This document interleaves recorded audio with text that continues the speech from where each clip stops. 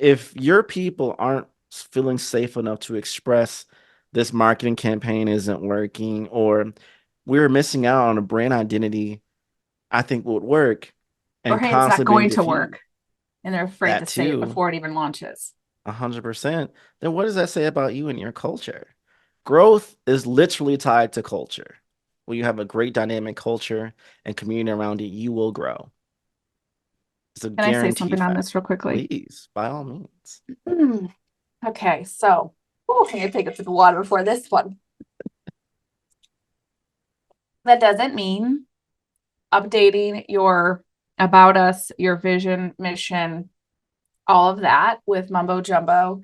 That isn't what you truly are, especially if it talks about diversity, inclusion, really anything in that bubble.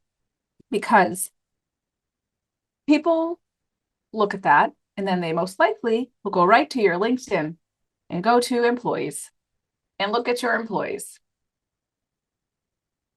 I'm just going to stop at that. And yes.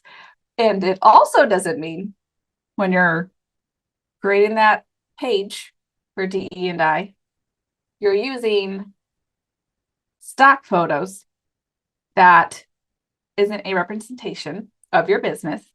And especially, and I'm not going to say the company that is doing this, saying diverse work culture. Literally, the stock photo was a black woman sitting at a table with four white men pointing at something on her iPad, and she's smiling. That's not diversity. That is not diversity. I am sorry. That's just not. And also, I'm going to say something, and I'm not saying the company either. You should not be hiring people that are in a diverse category and putting them as faces of the company to get engagement or nods to being diverse. Yes, it's amazing that you're hiring those people, but don't do it in a way that's dirty. I'll just be real. And like with that, I have heard words that a company has done this, but I've also seen a company do this, and they literally had two Black employees at the business, and those were the ones, their faces were like the background of their homepage. And those said two people don't even work there anymore, and they're still on it and highlighting their diverse team.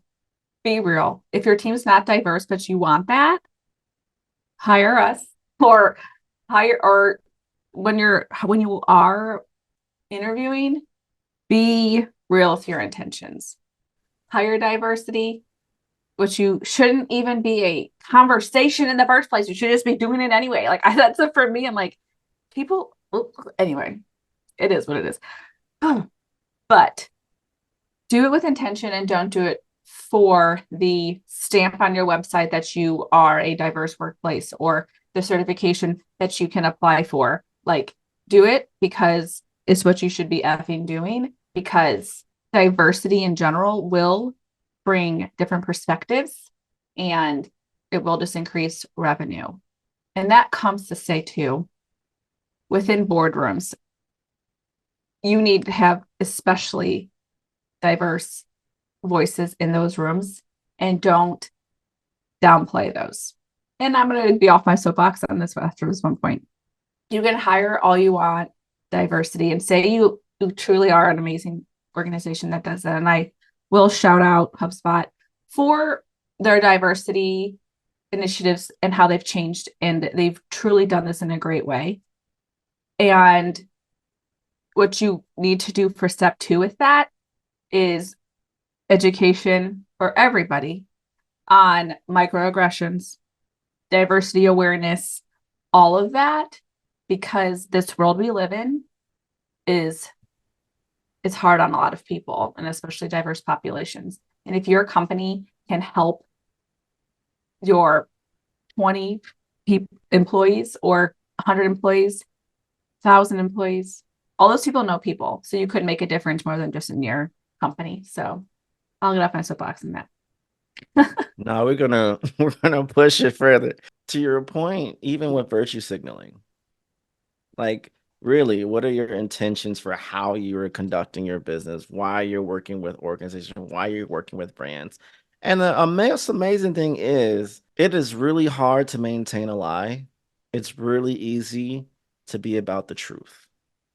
And if you're about that truth and you're about that life, folk, you don't have to say anything. Folk will know, they will be proven, and there'll be enough echo chambers not coming out of your mouth, not coming from your website, not coming from some paid PR That's more stunt important. you did. People will know, and it will resonate, and it will reveal itself and be very clear. Diversity is about revenue, but I love a quote that you said. It's on our website too. Our commitment to diversity and inclusion is not a checkbox. It's a strategic advantage. And I love that. When you don't see diversity as a checkbox and you see it as part of what's necessary to create a business that's going to grow and be successful, you're on the right track. It means you just like good music. I like hip hop and I like Nikes. That means that. And you could align with culture, which that if we can go down this road and talk about that, but that doesn't mean you are an ally or support. And we had a conversation with many people at Engage Cleveland's inaugural diversity conference about allyship and how some people like hate that word in terms in the diversity world. And I mean, I would even say in the LGBTQ plus world, being an ally is more than just changing your logo to be a rainbow and changing your logo a couple years ago in June to be all black. That doesn't mean you are supporting or an ally. That doesn't mean it. That just means your brand team might be a little woke, but not actionable.